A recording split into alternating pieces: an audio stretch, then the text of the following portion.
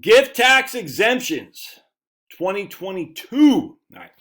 Working with a guy, just a nice fella. We call him fellas. Just a few hours ago. And then I went and played basketball and got smoked to one of my kids.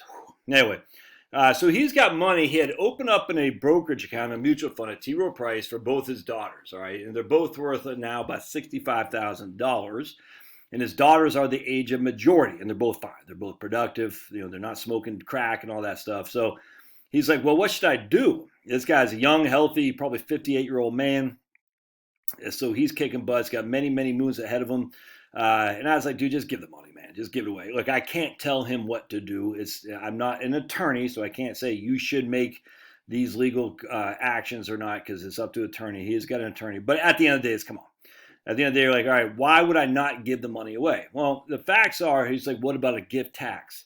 And you got to understand how gift tax works. All right. So every year you get a $16,000 annual exclusion. So you could literally write me a check today for $16,000, and you should, and you don't have to pay gift tax. And I, as a recipient, don't have to pay gift tax.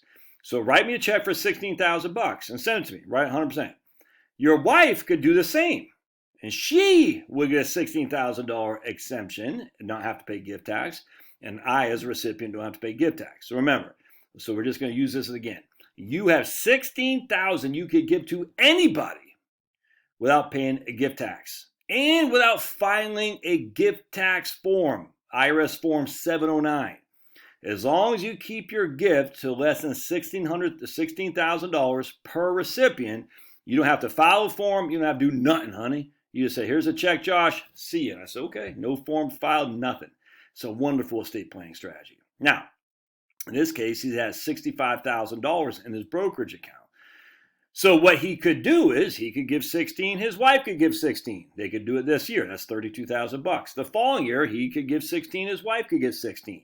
That's going to be completely exempt from any gift tax. However, the IRS 709 is no big deal. No big deal. So it's like, look, again, I can't tell him what to do. But I'm like, man, just if you give the money via a transfer to you, call T. Rowe Price, hey, T. Rowe Price, my name is Joe. I got an account here for $65,000. I want to give it to my daughter, Janie. You know what I'm saying? And they go, okay, that's it. Now, what happens there is you have to file a 709 form. It's just a couple pages, no big deal. And a 709 says it tells the IRS how much you have given above and beyond the annual exclusions over the course of your lifetime. That's called a lifetime gift tax exemption. And you have the ability to give, I think it was, I just looked this up. I can't remember if it was 5 or what is it? $11 million. You could give me $11 million right now. Neither of us have to pay gift tax on it. None of us have to pay gift tax on it. Now you have to fill out an IRS Form 709. No big deal. Look at that, $11 million. So in this case, my man gives his daughter Janie the $65,000. Janie's got no taxes on that from the receipt of the gift, none whatsoever. He's got no taxes on in the making of the gift. But because it went above his $16,000 yearly, what's called an annual exclusion, he has to file an IRS Form 709. So let's take a look at that. So United States Gift and Generation Skipping Tax Return. That's it. You say donor's name, Bob. I forgot what we call him. John, Bob, Pedro. I don't know. Right there. Name of consenting spouse. I don't know. Marie, something like that. What are you gifting? You fill that out. Signature right there. If you can computation of taxable gifts. Well, it's not a taxable gift. I mean, it's pretty easy to fill this stuff. Donee's name, that's who you're giving it to, right? Direct skip. I mean, it's that simple. Done and done. Pretty easy to fill out. TurboTax will help you with that. Gift by husband or wife to third party. Anyway, it's not that difficult, man. Just fill it out, done. And all we're doing, we do that because you're making a gift more than the $16,000 annual exclusion.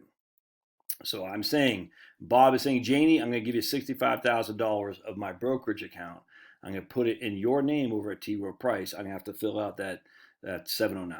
You send it to the IRS. The IRS says, okay, Bob, you have given $65,000, but 16 of that is exempt from anything. So whatever, that's $49,000 is used against your annual or your lifetime gift tax exclusion.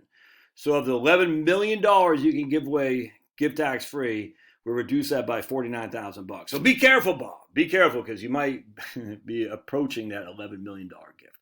Hope that makes sense. So now what happens in this case? Janie inherits it. She doesn't have to pay any tax, but she also inherits, I'd say inherits, she receives the cost basis that Bob had. So if Bob put $25,000 into the account, all right, so Bob put $25,000 into it. Oh, did you eat my napkins, Big Bear? Oh, boy. Oh, Finnegan. Oh, Finnegan. The professor to Marianne and his wife. So Bob put $25,000 into it. Hold on just a second. I gotta find my pen. There we go. So Bob put $25,000 is his cost basis. $65,000 is the value. $25,000 is what he put in. $65,000 is the value. That means Janie, should she sell it the day after she receives the gift, would have a $40,000 long-term capital gain. All right, no big deal. Ooh, man, that's brutal.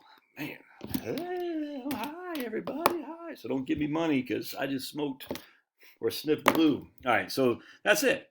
So Janie can sell it in one fell swoop. She doesn't have to sell it. She can do whatever she wants. But she will, I say inherit, it's not the right word. She'll assume, that's a better word. She'll assume Bob's cost basis. So when she sells it, we know for a fact she will have some capital gains, unless the account drops from $65,000 down to $20,000. But presumably that won't happen. And that's it, man. No big deal. IRS Form 709, easy. If you want to give $16,000, do it. Easy. But the best thing about this, because Bob is only 57 years old, that $65,000, that's what he's gifting. Well, that's now out of his estate. So just for simplicity, we'll say he got 10% a year. $65,000, we're going to say for 30 years. $65,000 present value, 10% is interest rate, 30 years before he dies. He's 87 years old. That would be worth $1.13 million in 30 years. So basically, he's got that growth out of his estate. Not only is it $65,000 out of his estate, the growth is out of his estate. Now, he would still have a $25,000 cost basis. So if he died, Janie would inherit that completely free of any estate or any capital gain tax, because the current law is a step up in basis. However, now we're starting to get to estate tax issues right there. So that's why gifting is such a wonderful strategy. Get it out of your estate. Not only the asset itself, so that way Janie can use it for FSC because she's young, but also get it out of your estate. That way the growth is on Janie, not on you as well. Hope that makes sense. Anyway, don't make an issue out of the gift tax. Just start giving money away and file your document. No big deal. All right. What are your thoughts? We'll see you